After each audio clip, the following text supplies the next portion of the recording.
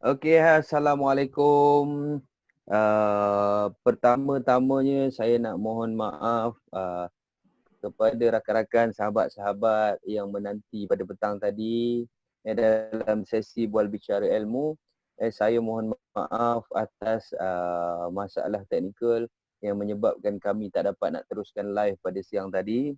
Okey, tapi insya-Allah saya rekodkan sesi bual bicara ni juga khas untuk anda untuk berkongsi walaupun live petang tadi dapat terlalu singkat tapi saya dapat juga take note beberapa soalan daripada sahabat-sahabat kita yang insya-Allah saya akan suarakan ataupun saya akan bagi soalan ni kepada Tuan Firdaus kita untuk berkongsi dengan anda semua apa yang menjadi persoalan dalam minda anda saat ini. Tapi sebelum saya memulakan mungkin tadi kita tak sempat berkenalan ataupun tak sempat kita nak berkenalan antara satu sama lain, insya-Allah yang bagi yang belum mengenal saya. Okey, saya Muhammad Syukur bin Rahmat.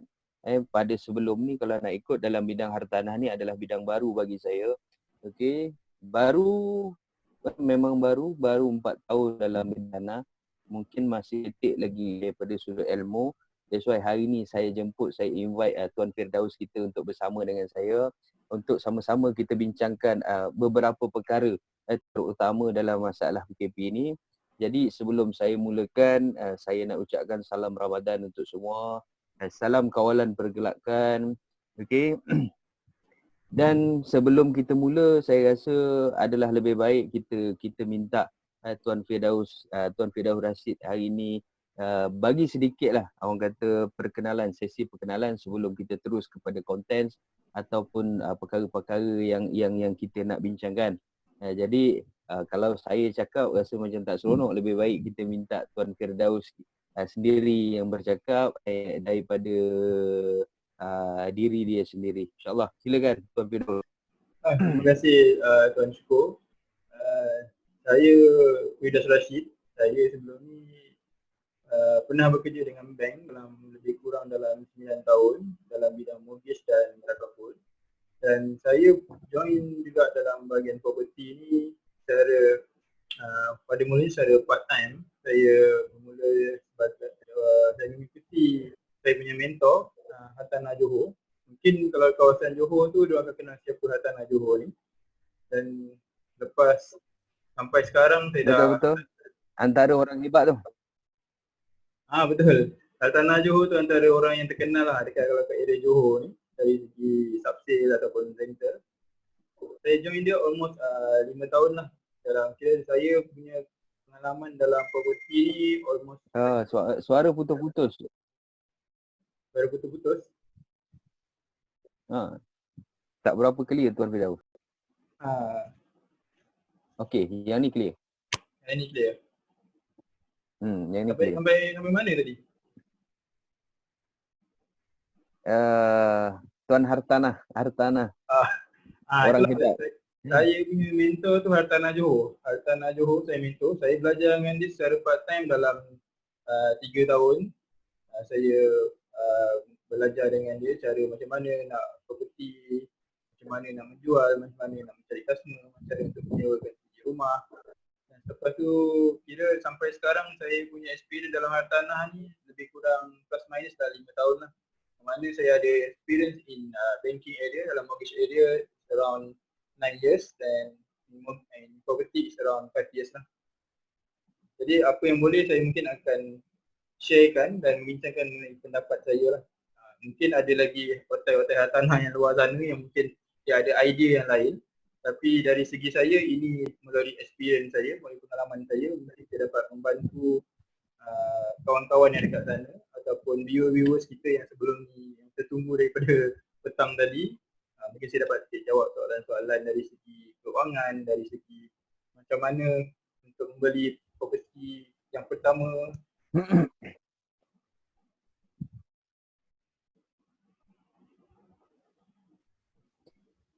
Okey, terima kasih. Dan sebenarnya saya berkenalan ataupun berjumpa dengan Tuan Firdaus pun sebenarnya daripada Hartanah Johor. Antara yang dikenalkan oleh Hartanah Johor. So alhamdulillah hari ni perkenalan dan boleh bekerjasama. So far kalau nak ikut 9 tahun dalam dunia perbankan tu pun antara jangka masa yang agak lama, dan mungkin selok-belok dalam institusi kewangan ataupun perbankan tu saya tidak salah pilih orang untuk bersama dengan saya pada hari ni kan.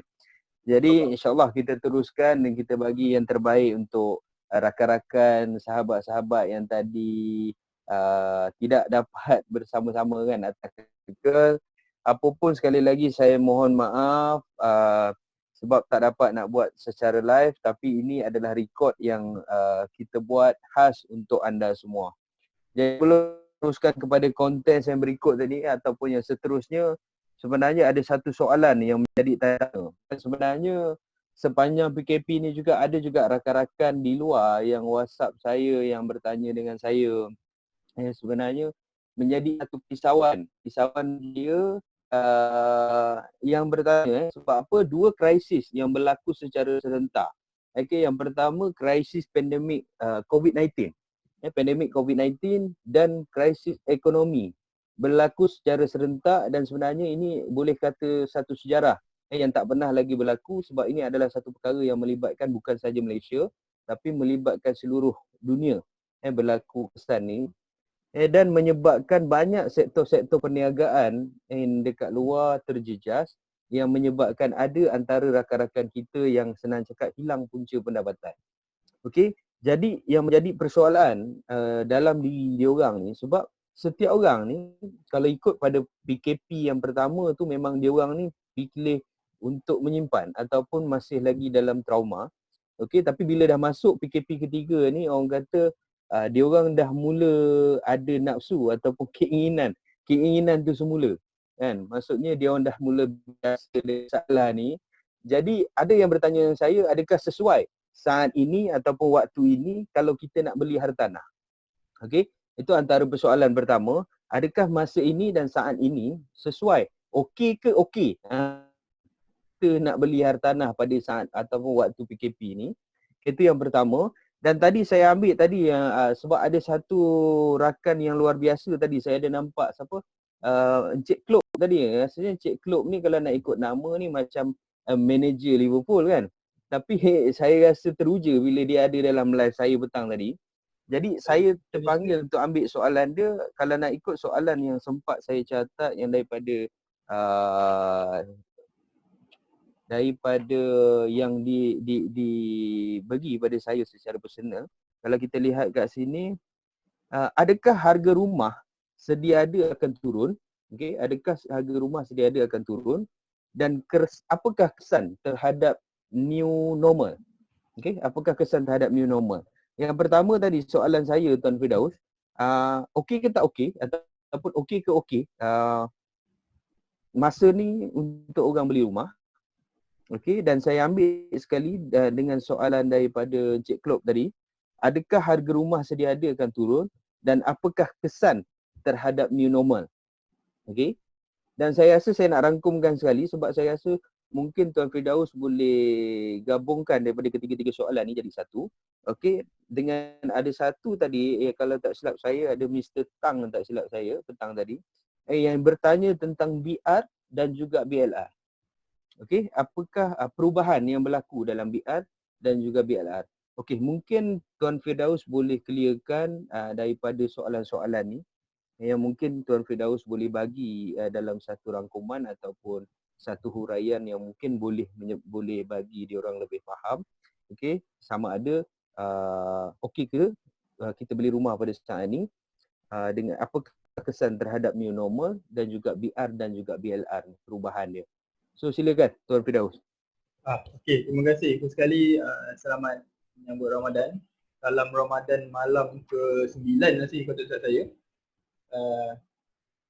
Jadi betul. untuk malam ke-9. Hari betul, ini 8. Betul. Okey. Saya akan jawab soalan satu persatu. Contohnya lah, katalah tadi soalan pertama tadi, okey ke okey untuk membeli rumah di waktu sekarang.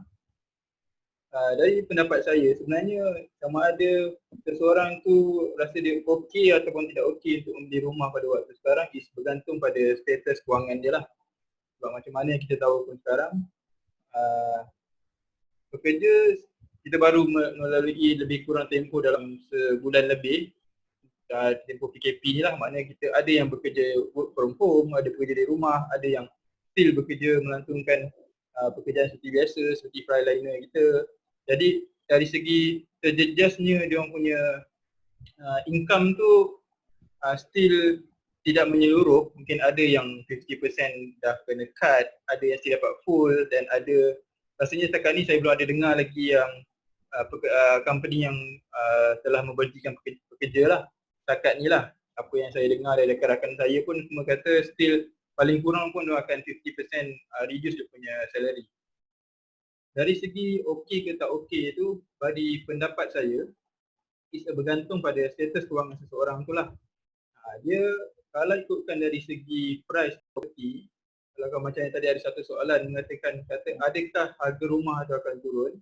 Okey, dari segi harga rumah, kalau ikut rumah subsale ni rumah mana rumah ni dah dimiliki oleh orang lain, dah ada owner dia sendiri dan ingin menjual. Dari segi harga tu sebenarnya penentuan harga tu ditentukan oleh owner itu sendiri. Tapi dalam pemikiran saya rasa harga tu mungkin akan diturunkan sikit disebabkan jika dia menjual mengikutkan harga market value, dia akan ada sukar sikit untuk orang membeli. Kerana tadi ada dua punca kenapa orang sukar membeli, adalah satu disebabkan kemungkinan gaji seseorang tu direducekan kepada 50%, ataupun mungkin ada yang tak ada OT ataupun tak ada commission sepanjang pekerjaan mana yang bekerja sebagai commission earner, atau ada pengurangan salary dekat situ. Jadi macam mana kalau rasa, contohnya lah kalau kata owner tu akan terdesak, contoh terdesak mungkin owner tu sendiri yang diberhentikan kerja, jadi dia perlu melepaskan dia punya rumah tu secepat mungkin sebelum namanya dimasukkan dalam belong. Jadi penurunan harga tu akan bergantung pada owner tu sendirilah. Mungkin ada ejen-ejen subsale mungkin boleh memberi pandangan atau advice kepada owner-owner ni untuk menjualkan harga yang sepatutnya pada musim sekarang. Mungkin harga tu tidaklah turun terlampau banyak. Mungkin dari segi kalau dulu mungkin owner kata dia nak jual full ikut market value, mungkin sekarang dia akan reducekan mungkin dalam 20%, 30% lah. Maknanya still worth it untuk waktu sekarang dan orang still mampu untuk membeli. Terutamanya disebabkan orang tidak perlu mengeluarkan cash yang terlampau banyak. Dari pendapat saya is a time mana yang mampu untuk membeli rumah. Cuma kita tidak boleh membeli ikut seperti apa yang kita mahukan sebelum ni lah.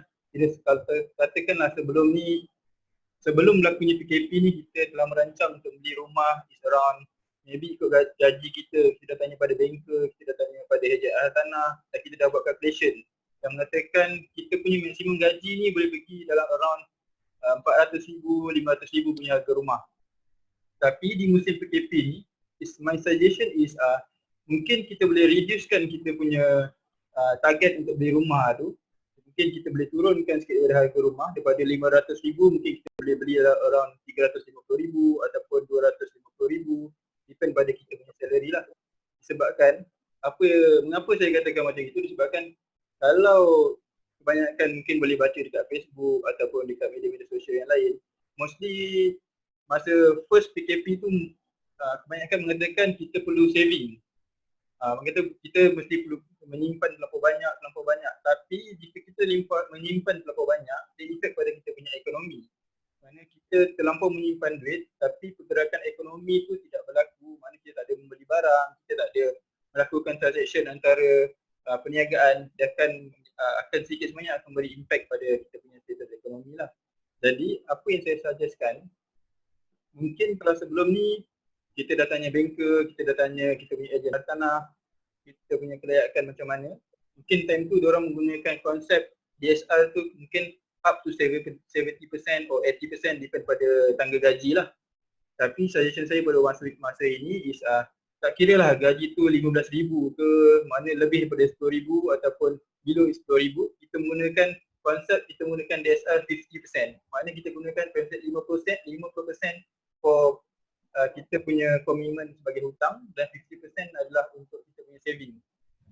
Sebab kita kena tahu kita punya pembelian hartanah ni kita boleh dikirakan sebagai kita punya hutang baik berbanding kalau kita membeli kenderaan ataupun benda-benda lain lah, itu boleh dikategorikan sebagai Betul. hutang yang kurang baik lah, sebabkan harga dia akan susut. Berbanding properti ni, dia setakat ni tidak ada laku penyusutan harga, tetapi dia akan ada stagnan di waktu-waktu tertentu lah. Bagaimana saya kata 50% mungkin turun pada 50%. Okay, sebagai contoh, katalah sebelum ni kita dah kira kelayakan kita boleh beli rumah harga 500,000 dengan sekian punya installment. Jadi bila kita kurangkan jadi 50%, maknanya kita beli harga rumah is around 250,000 ataupun paling naik sikit kan kepada 300,000 atau 350,000. Jadi installment dia kat situ dia dah kurang daripada 500,000 kepada 300,000. Jadi contohlah dikatakan sebab sekarang ni BR dan BLR tu kalau kita ambil tahu pun memang bank sekarang offer yang paling rendah. Kalau tak silap saya paling rendah pun bank boleh offer is around 3.8% untuk interest. Itu kira dah paling rendah lah. Kalau sebelum ni kita punya interest is around 4.3, 4.2, 4.5. Jadi dekat situ pun installment dah berbeza lah. Jadi kalau saya bagi contoh lah. Contoh katalah Encik Syukur nak beli rumah 5.1 pun ada. Macam mana? 5.1? Betul. Yalah, kalau ikut yang sebelum ni 5.1 pun ada. Betul. Maknanya saya pernah ada satu klien yang tak interest dia 5.1 pun ada. Itu tinggi, mungkin dia ada scoring yang tak berapa cantik untuk bank lah. Sebab bank dia ada sistem scoring dia sendiri. Tapi dekat sini saya nak bagi contoh lah. Let's say contoh sekarang ni katalah Encik Syukur nak beli rumah. Sebelum PKP Encik Syukur dah planning untuk beli rumah harga 350,000. Contoh 350,000 installment lebih kurang kalau kata 4.3 dia akan jadi dalam lebih kurang 1,600 per month. Dia katalah time tu Encik Syukur punya gaji 1,600 tu is around maybe 60% ataupun 70% daripada Encik Syukur punya total net gaji lah. Tapi di musim ini mungkin Encik Syukur boleh reducekan beli rumah yang rendah sikit. Mungkin boleh beli dalam around 310, mungkin around 200,000 atau 200,500. Jadi installment dia akan lebih kurang. Jadi kat situ Encik Syukur akan boleh saving yang lebih lah. Saya bagi contoh. Contoh kata gaji seorang tu net lepas bersih, katalah harga gaji dia lah 3,000. Maknanya kalau ikutkan dia boleh buat loan for installment is 3,000 lah. Tapi di musim PKP ni saya suggestkan dia buat loan, dia letakkan terus 50%, maknanya 3,000 is 1,500. Dia cari rumah yang installment dia 1,500. Dan lagi 1,500 tu yang dia boleh simpan untuk contoh emergency, boleh untuk beli makanan ataupun boleh beli barang keperluan lain lah. Maknanya komitmen dia hanya 1,500 untuk rumah sahaja. Sebab apa saya kata macam ni? Contoh katalah habis dia PKP ni mungkin lepas 2-3 bulan, 4 bulan BR ataupun BR tu akan naik balik. Contoh dia jadi normal. Katalah sekarang kalau BR 3.8 untuk 350,000 punya rumah, installment is around 1,500. Tapi katalah bila dah 2-3 bulan akan datang dia jadi normal. Katalah dia naik jadi 4.3. 3.8 ke 4.3 tu banyak jugalah bezanya. Jadi kalau 4.3 tu pengiraan dia lebih kurang dia punya installment akan jadi 1,006. Maknanya kat situ dah ada beza dalam RM105. Kat situlah. Jadi dekat situ dari segi yang 50% tadi yang lebihan saya buat untuk saving tadi, mungkin dia boleh keluarkan sikit dalam RM105 tu untuk top up sedia ada punya installment rumah lah. Dan dia still tak terjejas lagi. Maknanya kalau dari 1,500 telah RM105 dalam 1,300. Maknanya still boleh survive untuk tempoh yang selepas pada PKP lah. Maknanya dari segi interest dah naik, rumah dia masih terjaga. Dari segi isi rumah pun dia boleh beli untuk keperluan asas, dan loan rumah dia pun dia dalam boleh mampu untuk membayar lah. Itu dari segi BR dan BLR. Lepas tu saya kata untuk membeli musim PKP ni saya rasa memang amat peluang yang baik untuk di Grab, sebab kebanyakan kalau tengok kalau rumah baru pun developer pun telah mengeluarkan satu package yang merangsang untuk orang membeli during PKP. Sebagai contohnya, kalau saya ada perasan hari itu, ada yang banner-banner macam contoh saya ada nampak Saintech, dia ada buat bagi rebate around 3,000 kalau tak silap sajalah. Kalau saya nampak ada posting-posting dekat Facebook tu, ada juga yang bagi 5,000, ada yang bagi 8,000. Mana saya tak pasti sama ada dia bagi rebate on cash ataupun dia akan menolak harga rumah, itu depend pada developer punya konsep lah. Tapi di masa sebelum PKP ni kita susah nak dapat package yang macam tu lah. Sebab mostly saya tengok pun ada yang dah cover lawyer, jadi kita boleh limitkan pengeluaran kita punya cash dalam pembelian rumah di waktu ini. Takut nanti selepas PKP ni mungkin benda-benda tu dah tak ada, kita cash kena keluar. Contoh lah tadi kata dia ada bagi RM3,000, lepas PKP mungkin RM3,000 tu dah tak ada, jadi kita pula kena keluar RM3,000.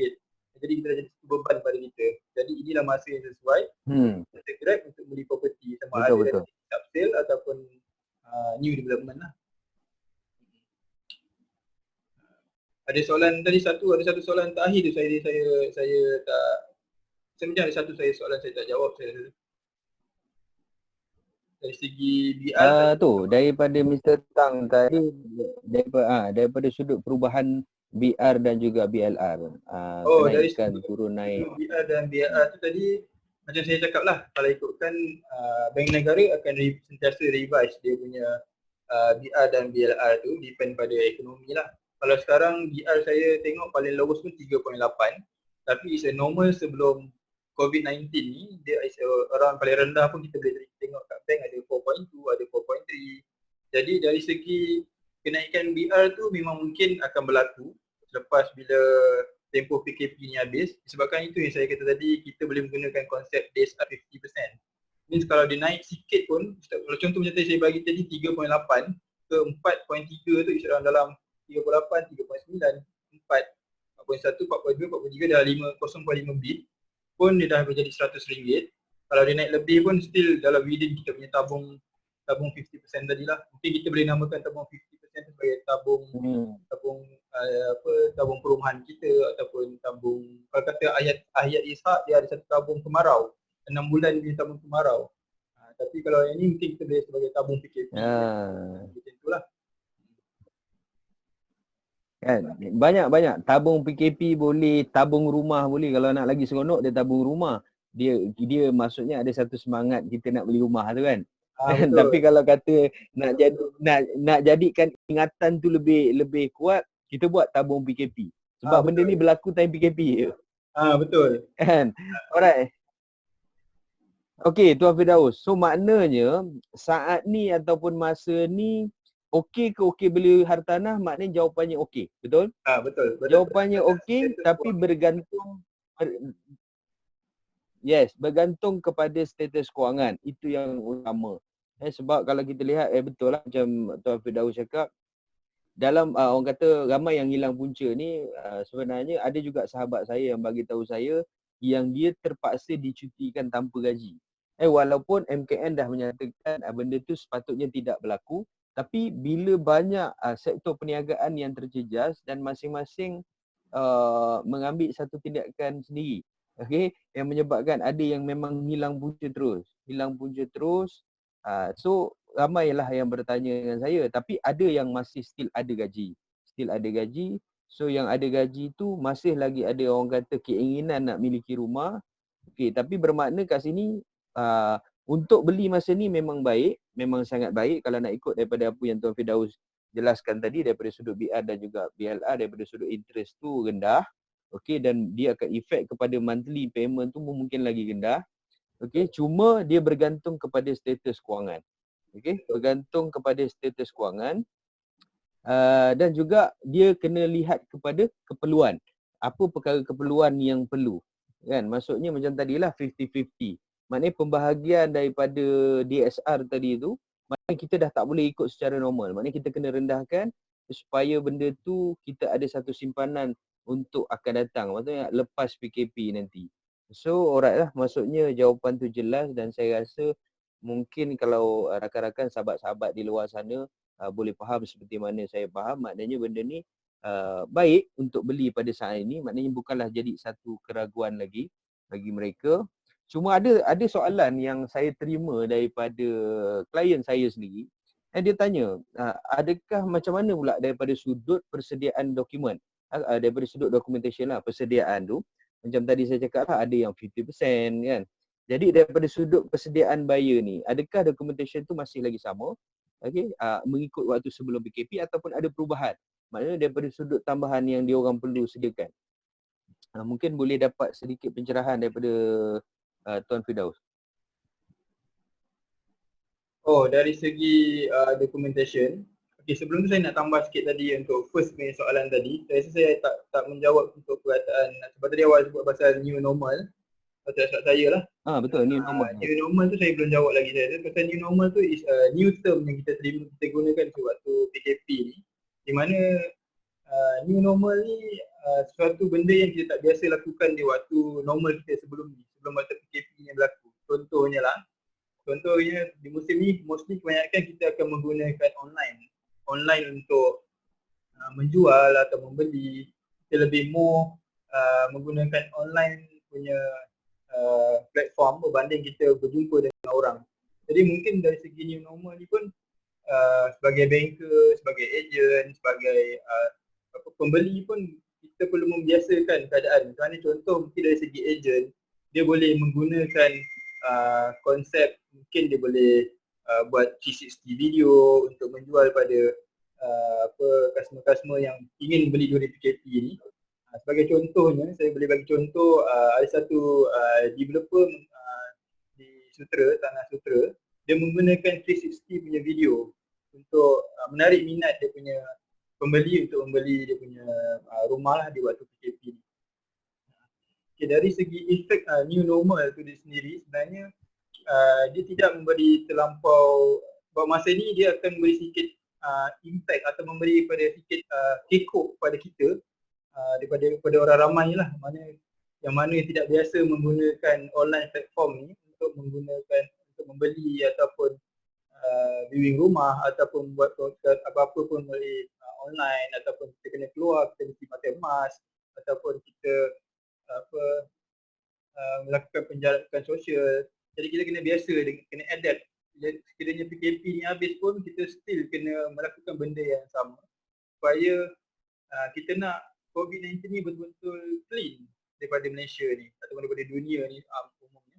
Jadi kita kena adapt, kita mesti menggunakan new term seperti PM katakanlah, mana kita mesti melakukan walaupun PKP sudah habis, kita mesti lakukan penjarakan sosial, pakai mask bila kita tak sihat, ataupun kita mesti menggunakan kebanyakan penggunaan online punya platform lah. Okey, dari segi documentation tadi, dari documentation apa yang saya difahamkan lah, saya pun ada tanya juga dengan saya punya rakan banker di bank-bank dekat Malaysia ni. Orang kata dari segi documentation is still sama, tak ada perubahan. Mana still kena ada copy IC, kena ada salary slip, kena ada bank statement salary credited, kena ada ETF statement, mungkin ada minta certain minta income tax, certain minta saving, ataupun certain bank minta letter of employment. Dari segi documentation still sama, tak ada apa perbezaan. Cuma dari segi, saya ada juga tanya dari segi kawan-kawan saya di bahagian approval punya position. Orang mengatakan dari segi approval punya part, dia depend pada bank tu sendirilah. Dari segi financial institute macam mana, dari segi bank-bank besar yang macam mana. Tapi saya rasa dia akan lebih kurang yang sama. Mana dia akan pecahkan kepada 3 kelompok, mana is a green area, yellow area ataupun red area. Kenapa? Kalau green area ni mungkin lebih dari segi ekonomi, dari segi company dia lebih kukuh. Mana is low risk bagi bank lah untuk memberi pinjaman.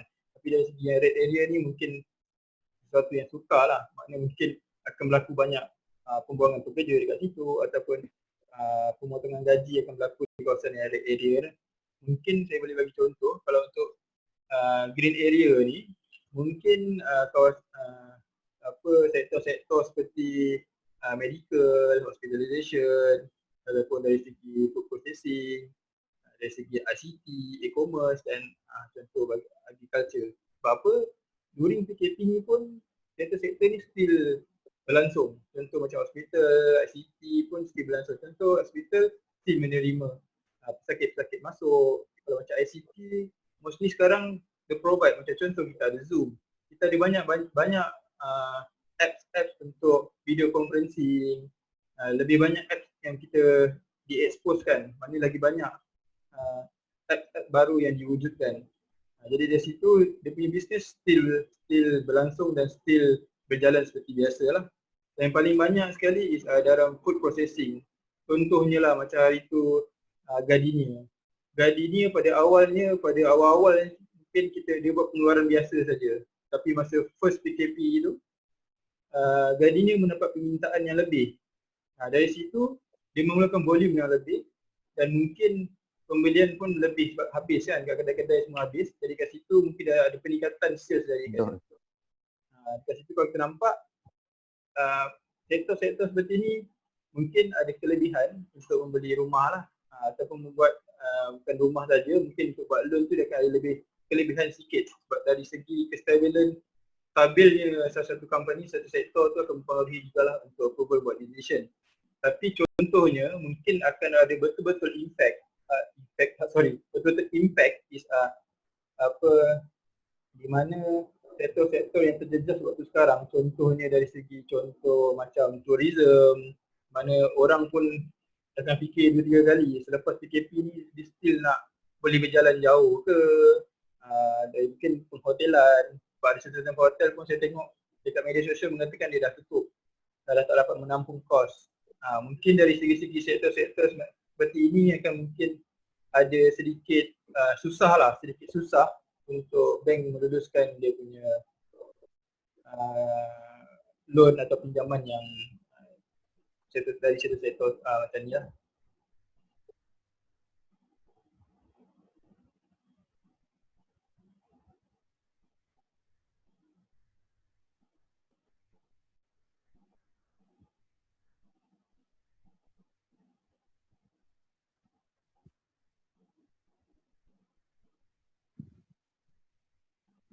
Agak ada kekacauan lain di sini.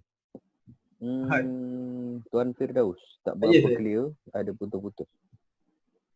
Tadi sampai part mana tadi tu? Mungkin saya boleh ulang balik dari segi ni pasal dia putus-putus tadi part yang orang kata pelancongan tadi, yang perhotelan. Oh, itu ini just saya ni pendapat lah, mungkin dari hotel tak dapat beroperasi. Betul. Sebab pendapat saya lah, mungkin dari segi tourism punya part ataupun perhotelan, mungkin transportation, company pelancongan mungkin akan ada kesan yang lebih sikit daripada sektor-sektor lain kerana selepas PKP ni habis pun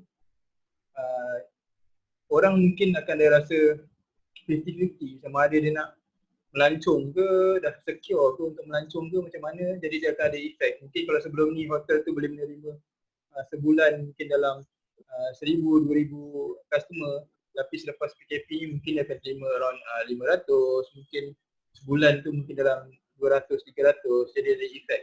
Dari segi tu mungkin approval punya side mungkin dari segi sektor ni mungkin ada sedikit ketat lah.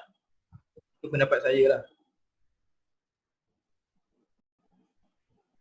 So daripada sudut bank macam tadi, daripada sudut syarat kriteria masih sama ataupun lain tu, maksudnya daripada sudut green, yellow dengan red zone tadi lah. Maksudnya kalau kita lihat tadi, mungkin daripada sudut documentation tu still macam biasa, still proses macam biasa, cuma daripada sudut bank ataupun kriteria tu diperketatkan sikit, bermakna bahagian approval akan lihat daripada sudut green, yellow dan red zone tadi. Betul? Betul. Alright.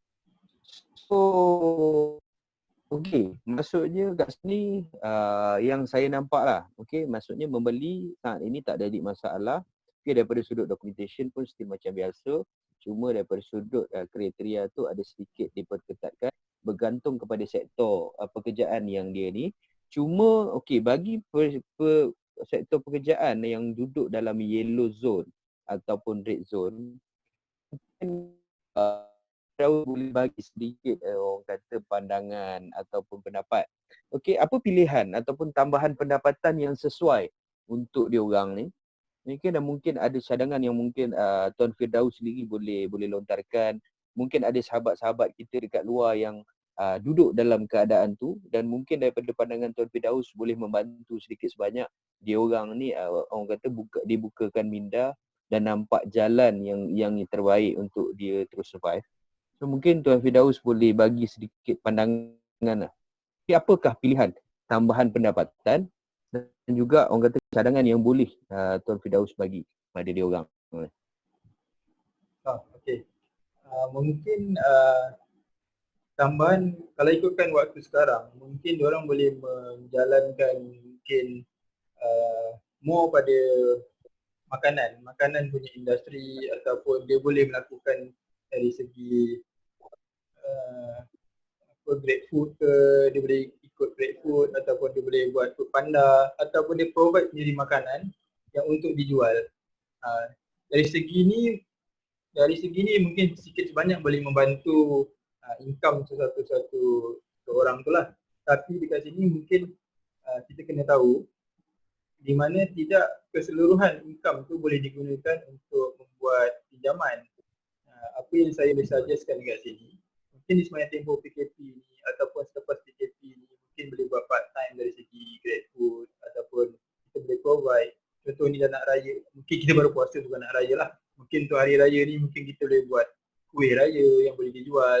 Dari segi keuntungan yang kita terima tu, kita boleh saving di ASD ataupun di tabung haji, mana saving yang boleh mendatangkan sedikit keuntungan. Mungkin lepas tu kita akan gunakan saving yang kita tadi tu, kita akan buat loan dengan dengan margin yang rendah. Mana kita tidak buat full loan, kita buat 90% loan.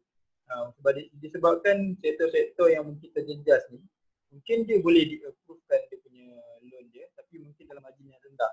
Mungkin it's around 60%, maybe around 50%, ataupun maybe around 70%. Jadi dengan duit-duit yang dikumpulkan dari Grab Food, dari Food Panda, daripada penjualan makanan, ataupun sektor-sektor yang still berjalan waktu ini, maybe ada kita tanam yang boleh jual, maybe dia boleh tanam dekat rumah cili api ke, toge ke, depend kan, boleh jual dekat jiran-jiran, mungkin duit-duit tu dia boleh dikumpulkan untuk dijadikan sebagai down payment, mana margin loan tu akan lebih rendah. Ataupun contohnya, ada certain kerja part time yang boleh digunakan sebagai additional income. Contoh katalah seseorang customer tu adalah dia bekerja mungkin sebagai executive admin, administration executive, tapi dia boleh buat seperti jadi insurance agent, ataupun boleh jadi ejen hartanah, ataupun dia boleh jadi ejen kowe ke. Jadi dari segi itu, mana yang related dengan pekerjaan dia, kita pihak bank mungkin ada, kalau dululah masa saya bekerja sebagai bank, kita akan accept contoh macam administration executive, dia ada membuat sebagai ejen takaful, kita boleh ambil dia sebagai additional income. Tapi it's not full lah, kita ambil time tu is around 50% atau average dia punya income. Ini dia ada dua income. Ataupun bagi contoh lain mungkin kalau katalah dia seorang cikgu, dia ada buat tuition pun kita boleh terima, ataupun dia seorang doktor dan ada buat locum ke macam mana pun pasti boleh diterima. So bermakna kat sini kalau kata ada kita kena melihat apa yang related dengan kerja kita yang sedia ada. So itu lebih baik yang bank akan pertimbangkan, maksudnya boleh dijadikan sebagai additional dalam supporting document untuk submit tu lah. Betul. So bermakna kat sini yang lebih baik. Cuma yang pertama tadi, kalau kita buat Grab Food, kita buat tu mungkin kita boleh jadikan dia sebagai saving. Tapi macam setahu saya lah, mungkin Tuan Firdaus lebih arif. Bermakna kalau contoh macam tadi Tuan Firdaus ada sebut macam ejen takaful. contoh andai kata dia tak ada kerja lain tapi dia full time dalam ejen takaful. So kalau dia orang nak buat permohonan rumah, contoh bank kira macam mana? Adakah bank kira contoh kalau gaji dia 8,000, bank hanya kira dia sebagai 50% saja. Ataupun dia kira macam mana? Ini sebagai contoh lah. Kalau kata dia memang full time ejen takaful, gaji dia ada 8,000, contoh untuk pengiraan DSR biasa bank kira berapa? Adakah 8,000 ataupun bank hanya kira separuh daripada jumlah penuh? Kalau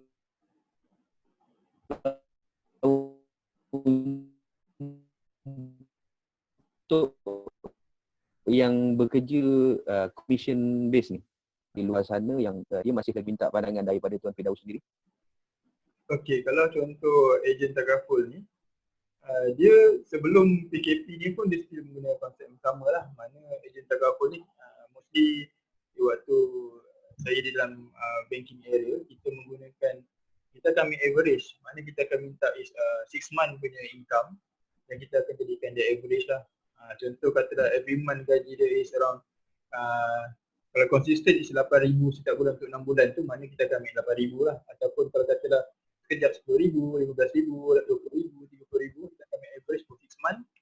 Kita tengok ada berapa, kita akan guna average punya income sebagai dia punya the main income punya amount lah. Ataupun kita akan gunakan, kita akan minta juga dia punya income tax. Sebab kalau income tax dan berapa dia declare untuk 2 tahun lah. Mungkin sekarang mungkin dia akan naik sikit, mungkin 2 atau 3 tahun punya income tax lah. Di zaman saya tu kita just minta 2 tahun income tax dan kita ambil average 6 month punya income untuk yang mana berkomisen. Alright. So bermakna walaupun dia buat full time, dia still lagi boleh buat housing loan. Cuma kalau dia ada consistent income lah, maksudnya bank akan tengok pada purata dan bergantung juga kepada consistent income dia lah. Sebab commission base ni dia tak ada satu basic yang tetap. Maknanya dia bergantung kepada usaha dan kerja dia. Tu yang ramai yang bertanya dengan saya, adakah dia ambil ikut pada gaji semasa ataupun 50%. Tapi ada yang saya bertanya yang lepas, memang mungkin untuk lebih selamat, maknanya kalau gaji 8,000, kita just ambil 4,000 saja. Maksudnya itu lebih selamat lah. Maknanya jangan kira DSR penuh, sebab ada setengah bank dia takkan ambil penuh. Maknanya tak semua bank lah. Itu yang saya berjumpa tu, ada satu sahabat pun dalam bahagian perbankan. Cuma dia nasihatkan saya, kalau ada klien-klien yang memang commission based, dia kata better hanya ambil separuh. So itu lebih selamat. Itu yang diberi pada saya lah. Mungkin kalau ikut daripada pengalaman Tuan Firdaus sendiri, boleh ambil penuh tapi dia akan kira pada purata. Betul? Maksudnya boleh ambil penuh daripada jumlah gaji dia, tapi bergantung kepada purata dan konsistensi dia punya ni lah. Mungkin betul betul, dari segi calculation income tu memang kita akan ambil average lah for 6 month. Dan kita akan tengok juga income tax dia macam mana untuk 2-3 tahun. Kita akan tahu konsistensi berapa income dia sebenarnya. Tapi sebagai suggestion, kita kembali pada tadi yang saya cakap tadi, kita guna konsep 50% punya DSR tadi. Mana contoh tadi katalah gaji dia every month 8,000. 8,000 kalau dia beli rumah pun sebenarnya dia dah beli, kalau betul dia ambil 8,000 pun dia akan beli rumah dah 1 juta ke atas lah. Maknanya itu memang ngam 8,000 punya amount. Tapi it's better dia akan beli rumah yang below sikit, dalam mungkin dia punya installment rumah is around 3,000. Putus. Hello. Ya, saya dengar. Hello. Dengar Okey. Dengar. Alright, sebab dia gambar Tuan Firdaus dia terus jadi statik. Dia jadi statik tu kan. Okey. Baru nampak senyuman manis tu kan. Baru seronok sikit. Kalau tidak saya tengok macam saya bercakap dengan potret ke apa ni.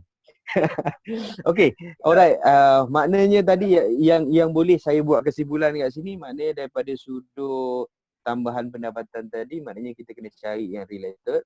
Dan bagi orang yang contoh bekerja dalam site ejen takaful ataupun ejen-ejen yang ada di luar sana yang based on kepada commission, bermakna better kita gunakan konsep DSR 50-50 tadilah. Betul? Okey, so maknanya itu mungkin satu cadangan yang baik yang kita boleh terima pakai daripada apa yang Tuan Firdaus suggestion atas pengalaman beliau juga dalam dunia perbankan sebelum ni. Dan hari ni beliau juga antara orang yang dah secara langsung dalam dunia hartanah. Jadi kalau nak ikut saya pun sebenarnya lebih kurang beliau juga. Saya 4 tahun buat secara part time dalam bidang hartanah dan boleh kata tahun 2020 adalah tahun pertama saya full time dalam bidang hartanah ni. That's why saya kena banyak juga belajar dengan rakan-rakan yang hebat yang ada di luar sana, insya-Allah. Dan untuk meneruskan sesi bual bicara ni, mungkin soalan terakhir pada untuk malam ni yang sepatutnya kita buat petang tadi. So mungkin kita akan sambung, kalau terlalu lama pun mungkin kadang-kadang kita tak dapat nak adapt, tak dapat nak orang kata absorb apa yang disampaikan. Jadi saya rasa ni mungkin soalan terakhir untuk Tuan Firdaus dalam sesi bual bicara ilmu pada malam ni. Yang mungkin yang terakhir ni agak-agak lah saat ini orang kata apa pilihan jenis rumah yang terbaik, okey, ataupun kawasan mana yang orang kata kita boleh ambil ataupun kita boleh jadikan sebagai satu pilihan bila mana kita ada keinginan nak beli rumah di saat PKP ni. Mungkin ramai yang tertanya-tanya kan kawasan mana yang sesuai, kawasan mana yang sesuai. Jadi mungkin Tuan Firdaus boleh bagi sedikit pandangan untuk pemilihan jenis rumah, okey, di saat musim PKP, jenis rumah dan juga kawasan yang sesuai. Silakan Tuan Firdaus. Okey. Kalau dari segi pemilihan jenis rumah ni, actually dia bergantung pada individu tu sendirilah. Apa tujuan dia membeli rumah. Firstly, kalau kata dia beli rumah untuk own occupied ataupun kegunaan sendiri, selalunya dia akan cari rumah yang di surrounding tempat pekerjaan dia. Mana dari segi akses untuk pergi tempat kerja dan balik rumah itu dekat. Satu, kalau kata dia beli untuk penggunaan sendiri. Tapi kalau dari segi dia kata untuk melakukan investment, kerana dari segi di waktu-waktu BR turun ni mungkin ramai berfikir untuk lakukan dari segi investment. Dari segi investment pun agak bagus kita lakukan di waktu-waktu interest tengah rendah ni. Tapi bila saya cakap tadi lah, kita kena pandai main. Sama ada kita menggunakan DSR 50% ataupun kita boleh set the maximum installment yang kita boleh bayar selepas PKP ni berapa. Jadi kita boleh main installment dari segi kat situ lah.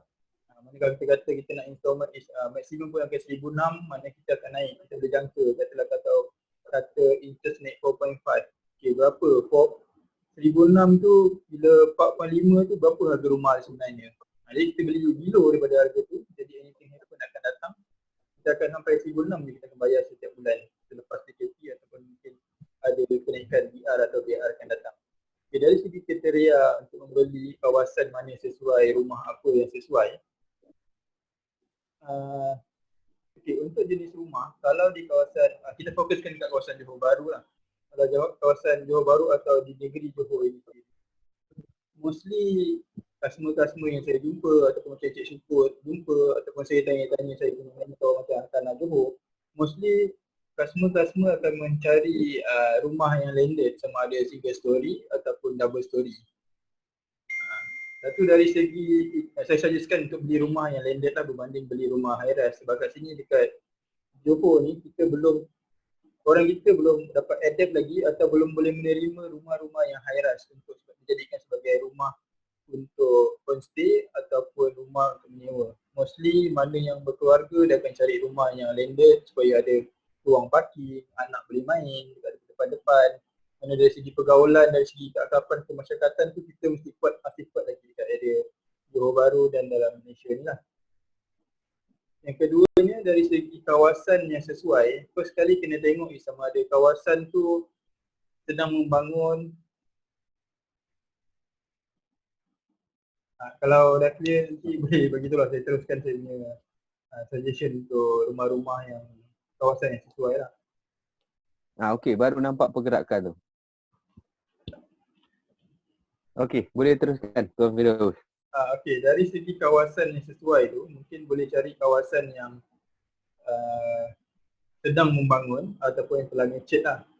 Dua tempat kawasan ni sebab apa saya jadikan pilihan kerana jika kawasan matured, dia bukan yang terlampau matured. Kerana kalau terlampau matured ni, kalau apa yang saya difahamkan uh, oleh kawan-kawan valuer saya, mana transaction di kawasan tersebut agak kurang. Mana value dekat situ dia dah hampir pada maximum value.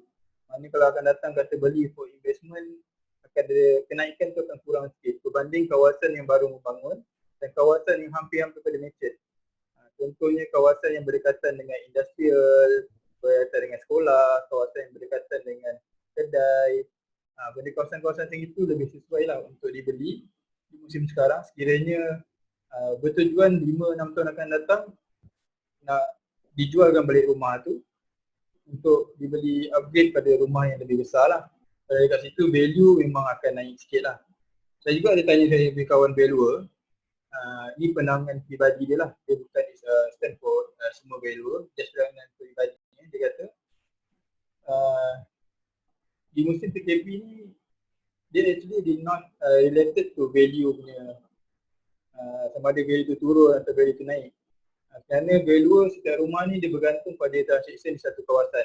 Mana contoh lah kalau satu kawasan di satu row tu, mungkin satu taman tu ada 5 biji yang lelong. Jadi market dia akan drop dekat situ. Tapi katalah di satu kawasan tu mungkin ada 5 atau 6 biji yang sentiasa berlaku transaksi penjualan. Mana dekat situ value dia akan sentiasa naik. Mana pembelian rumah tu mesti cari kawasan yang sentiasa ada permintaan. Contoh, kalau saya bagi contoh, dulu saya ada jiran saya di Tiram. Dulu dia jiran saya ni dah berumur sikit lah. Dulu dia beli rumah dia is around 60k dalam tahun 95, 96. Tapi masa di waktu dia nak jual rumah tu is dalam tahun 2015, 2016. Daripada rumah tu harga 60,000 masa dia beli. Tahun 2015, 2016 tu dia punya value is 350,000. Macam mana saya tahu sebab time tu saya still dalam banking area. Jadi kebetulan saya ada lakukan value checking kat kawasan situ. Dan saya dapat tahu memang dia nak jual tu memang harga value dia tu adalah 350,000. Jadi kalau kita tak salah kira mungkin is around dah naik 500% lah daripada 60,000 hingga ke 350,000. Kenapa harga dia boleh naik macam tu? Sebab di kawasan dia tu berdekatan dengan time tu dah ada ura-ura IKEA nak buat. Lepas tu dah ada Jasco dah ada. Lepas tu kita dah ada, time tu dah ada expressway daripada Tiram ke Desaru, dari Tiram ke Senai. Dekat situ mempengaruhi value kawasan tersebut. Contohnya kalau contoh di Pasir Gudang pula, walaupun kata hari tu kita ada dengar masa musim ada pencemaran udara, mungkin value nak turun ke apa ke, tapi mesti tak ada efek yang banyak sangat kerana still kawasan ni mesti ada kawasan pendatrian dan mesti banyak permintaan. Dan kalau anda perasan, kawasan Kota Masai dia naik sikit dari segi dia punya value dia kerana sebab situ kalau sekarang kat Kota Masai Eco-World dah ambil sikit, mana dia dah buat dia punya taman perumahan sendiri, dia dah masukkan disco, dia dah masukkan benda-benda yang keperluan asas. Jadi harga kat situ memang melonjak naik daripada sebelum ni lah. Jadi kalau dari segi contoh kenapa kita perlu beli dalam PKP ni, suggestion saya mana harga value tu still sama, cuma mungkin owner tu dia akan jual below the value. So kita mungkin boleh dapat sama ada boleh jadi cash sikit ke atau boleh jadi kulon ke, mana kita boleh mengurangkan pengeluaran cash kita untuk beli rumah.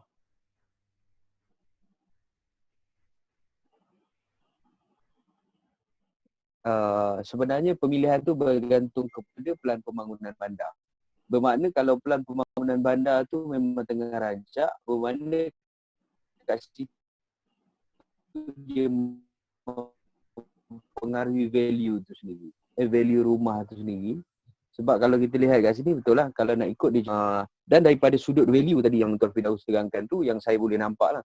Bermakna walaupun kawasan industrial lah macam sebelum ni berlaku di Pasir Gudang memang pencemaran tu, walaupun ada efek sedikit, tapi dia tidaklah orang kata satu efek sampai menyebabkan value tu jatuh.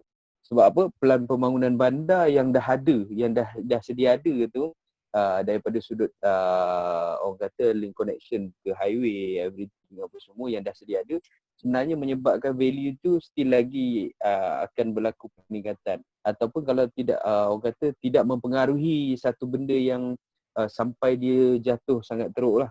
Okey, so bermakna kalau kita lihat daripada sudut pemilihan tu, biarlah kita cari di kawasan yang memang kita sendiri tahu daripada sudut pembangunan tu lah. Contoh macam Tuan Firdaus cakap tadi, pembelian daripada 60,000, okey, maknanya tahun 2015 dia nak jual dalam kadar orang kata 350,000. Kalau kat sini kita lihat daripada sudut peningkatan yang terlalu besar tau sebenarnya. Bukan satu peningkatan yang kecil, satu peningkatan yang sangat besar. So keuntungan yang berganda-ganda tau sebenarnya kalau kita dapat lihat kat sini. Okey, dan macam Tuan Firdaus cakap, bila mana dah ada ura-ura IKEA nak buka kan. Jadi kalau kita lihat kat sini, maksudnya itulah kita panggil pelan pembangunan bandar. Dan kalau kita lihat low cost di Johor Bahru ataupun di area bandar Johor Bahru pun, low cost pun nilai harga dia dah mencecah kepada 200 lebih. Kan itu low cost, maksudnya 2 bilik pun dah mencecah ke 200 lebih. Jadi kalau kita lihat kat sini, berbanding dengan dulu di Pasir Gudang tu sendiri, waktu pelan pembangunan bandar ataupun sebelum berlaku peningkatan daripada sudut industrial tu, orang kata memang dulu satu ketika ada satu taman di Pasir Gudang ni yang saya lihat penjualan masih lagi 50,000, 70,000. Tapi bila saya semak balik hari ni, nilai value dia dah mencecah ke hampir 300,000. So satu benda, satu peningkatan yang orang kata tinggi lah. Jadi apapun pilihan tu bergantung kepada pelan pembangunan bandar satu kawasan tu. Jadi kalau kita nak beli rumah, sebenarnya kena lihat jugalah daripada sudut tu. Kalau ada kawan-kawan yang duduk dalam ni yang boleh tahu daripada sudut pelan pembangunan bandar tu, lagi baik sebenarnya. Okey, tapi so far setakat ni di Pasir Gudang, setakat ni lah memang dalam klien-klien saya pun saya terima satu permintaan yang tinggi. Okey, walaupun kita tahu pencemaran yang berlaku sebelum ni, tapi still lagi ada permintaan. Betul sebab di Pasir Gudang sebab apa? Sebab mereka bekerja di kawasan Pasir. Tak dengar Tuan Firdaus? Betul, sebab di Pasir Gudang kan still ada kilang-kilang sebagai tempat punca pekerjaan. Sebab itu permintaan dia lebih banyak berbanding tempat lain lah.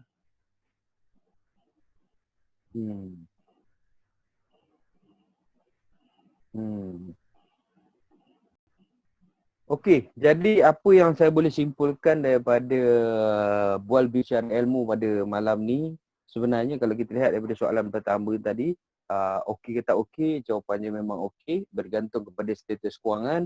Dan daripada sudut documentation pula untuk soalan yang kedua tadi, still lagi macam biasa, cuma daripada sudut kriteria tu lebih kepada green zone, yellow dan juga red, dan kita kena tengok kita daripada sudut kerja di site yang mana, sama ada di green area tu sebenarnya sangat-sangat peluang yang cerah kalau dia kata nak buat permohonan atau pembelian rumah. Sebenarnya tahap approval dia tinggi.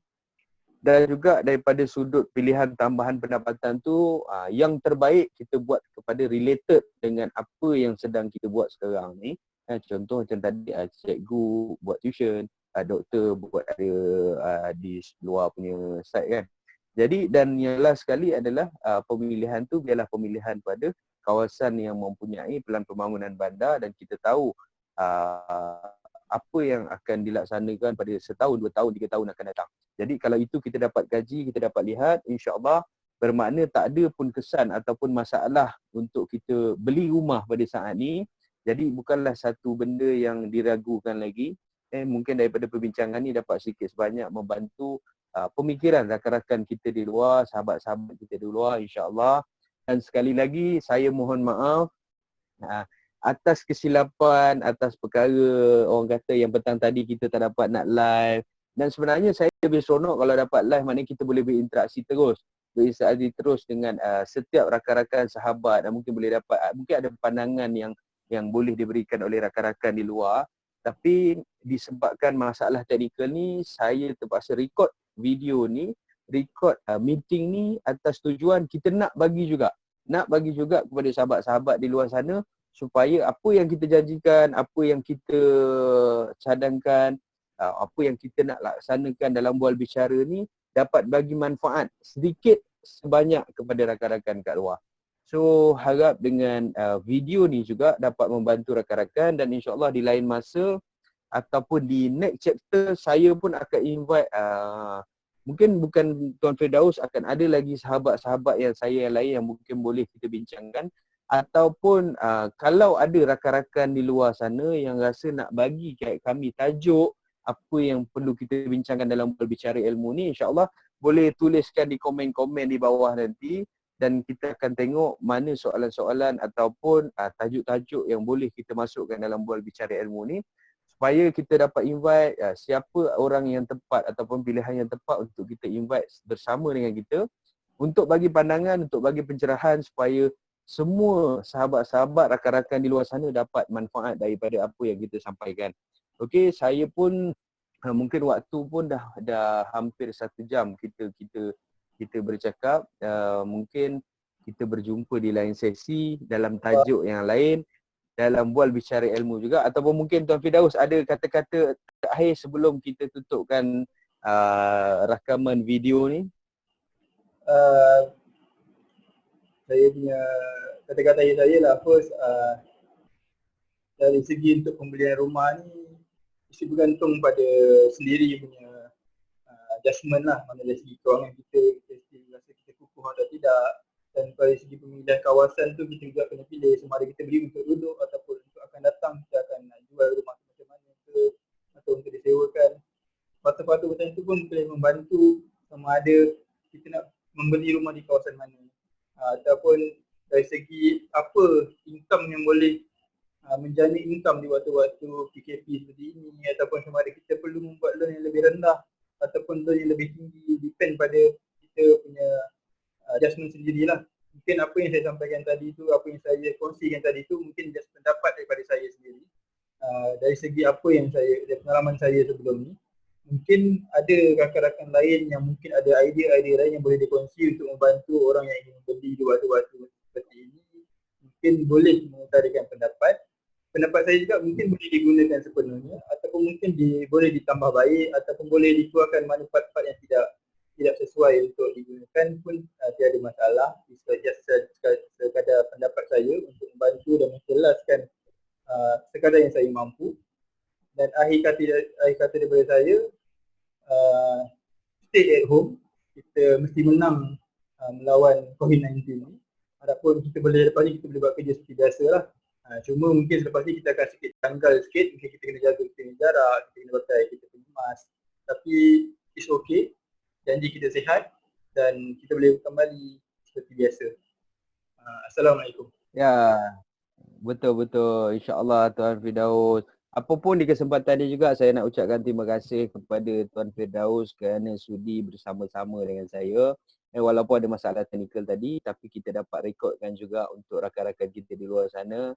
So orang kata ni sebagai satu tanggungjawab kita lah untuk sama-sama kita bagi manfaat pada semua orang. Dan untuk rakan-rakan di luar sana, kalau mungkin ada pertanyaan, ada benda ataupun ada perkara yang mungkin nak bertanya, boleh terus kontak pada nombor-nombor yang ada dalam page ni, ataupun boleh direct call saya. Kalau ada nak beli rumah juga boleh, sebab saya pun ada lebih kurang 50 listing rumah yang menanti tuan baru ni kan. So ni bukan nak promote, tapi sebenarnya kalau ada nak bertanya ataupun owner-owner nak bertanya daripada sudut valuation pun, insyaAllah kita bantu. Sebab matlamat saya duduk dalam bidang hartanah ni sebenarnya nak membantu lebih ramai, terutamanya orang kita miliki rumah. Okey, tak kira apa bentuk sekalipun, yang penting kita cuba bantu sama-sama. Okey, alright. So kita akhiri. Betul, akan apa Tuan Firdaus?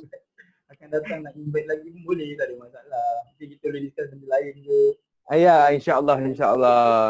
So sebenarnya saya pun berterima kasih sangat, maknanya Tuan Firdaus sebenarnya daripada petang sampai ke malam ni maknanya sudi luangkan masa bersama dengan saya untuk kita sama-sama bantu rakyat di luar, insya-Allah. So mungkin akan datang lepas PKP kita boleh duduk minum mengeteh, insya-Allah. InsyaAllah. Lepas raya lah. Okey, so terima kasih Tuan Firdaus sekali lagi dan saya akhiri rakaman video ni dengan wabillahi taufiq wa hidayah. Wassalamualaikum warahmatullahi wabarakatuh.